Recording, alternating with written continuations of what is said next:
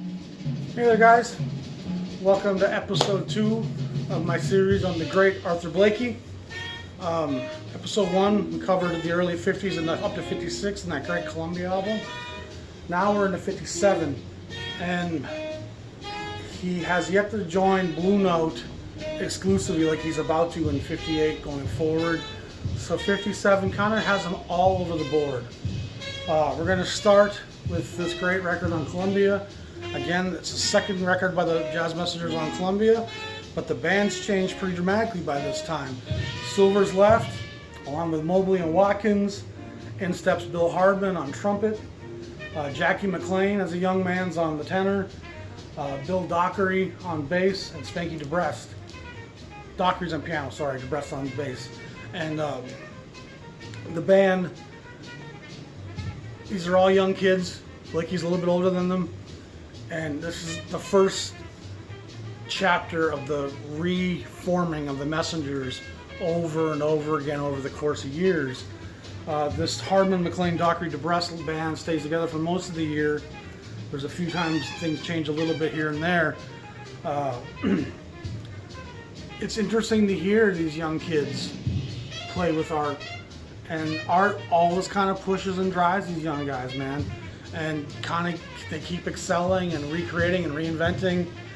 This is a nice record to find. I'd like to find an older pressing of this eventually, but I haven't come across one that I can afford. What's interesting about Blakey in this era is this band. Here's a Pacific album. It's the same group with DeBrest and Hardman and Jackie, but they go from label to label here. This is, again, Jackie McLean, Bill Hardman, Dockery, and DeBrest. Somehow this was recorded in 57. I don't believe it was recorded at Chess Studios, but Cadet gets the masters to this and issues it all the way in 1966. But this is a session from 57 with the second iteration of the Jazz Messengers. And the trend's going to continue here. Here we are in 57. Again, we got Blakey, Hardman, enter John Griffin now for McLean. But this is on the Vic label, a small little New York label. And Griffin takes the place, but we still got the other guys, Hardman on trumpet. And they're playing the music of Lerner and Lowe's My Fair Lady, Brigadoon, and Paint Your Wagon. Nice little shot of the band, cool little cover with the fantastic Mr. Blakey there on the bottom. So you can already see he's the old cat of these young guys, you know. On the Vic label in the same year, they do this great record again with Griffin and the group, A Night in Tunisia, which is a different band than the one that he does on Blue Note a few years later. They've added a fellow by the name of Ferris Benda on alto, and if I'm not mistaken, that's somebody's pen name because they couldn't use the real name on this because of what label they were on. On alto, it could have been Cannonball maybe, I'm not sure, I can't recall. I remember seeing once who I thought it was, but I don't think Ferris Benda is a real name. Not sure, can't remember. My mind's getting older. What we're listening to is this fantastic recording with on Atlantic, Blakey and Monk. And it's pretty much just Blakey's Messenger group, but they have Dockery sit out and have Thelonious Monk sit in.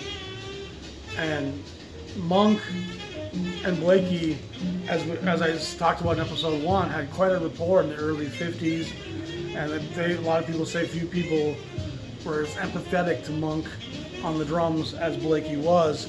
Great record to search out.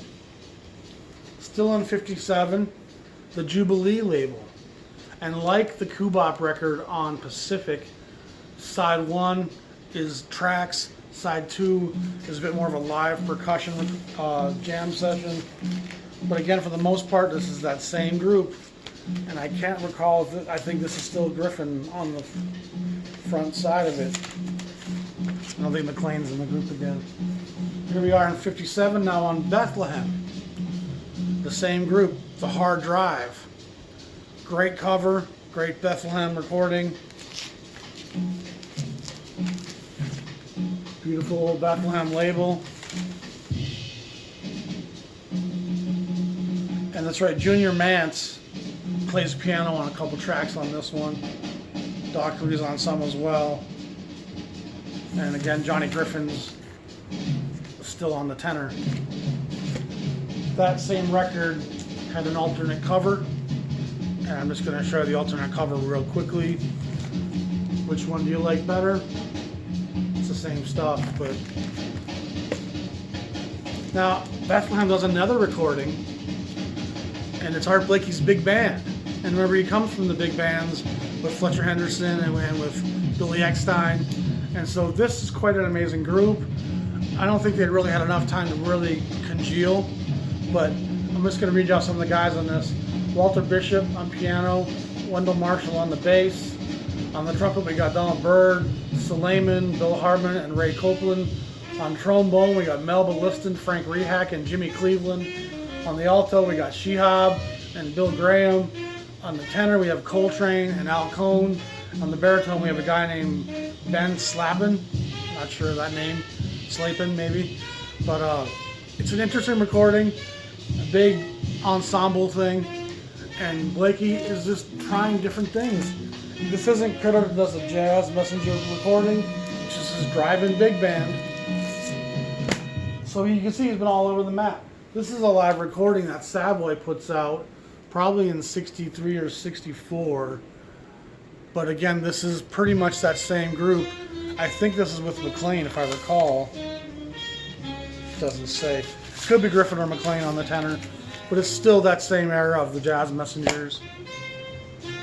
Now, simultaneously to his Jazz Messenger recordings, he's also doing some drum orgy, drum ensemble pieces that we usually have a bass player and a piano, maybe a horn player here and there. But on Blue Note, he has this Orgy and Rhythm Volume 1 and Volume 2. And on Columbia, he does this drum suite. And again, there's going to be a lot of percussionists, African drums. He spent some time in Africa, so he's installing a lot of that African percussion and rhythm into a lot of what he does. These are fun records to find and listen to, great to play at the right type of setting. If you have little, tiki parties going on, these drum records are going to be great to listen to. So that, again, is 57. The Messengers have been fairly steady. We have the McLean slip out of the lineup for Johnny Griffin to come in, but he's really starting that trend of schooling and housing these great young kids and putting them out there and getting those names out there. And he encourages these guys that when they get ready, go get your own group, bring in some kids of your own, and let's spread this music. And so in a lot of ways, Hard Bop is all the fruits of the Art Blakey tree. Check in next episode for 59, 60, and I think 61. We're going to lop those three together. Subscribe to my channel. I hope you like what you're hearing. Art Blakey's a genius. Peace.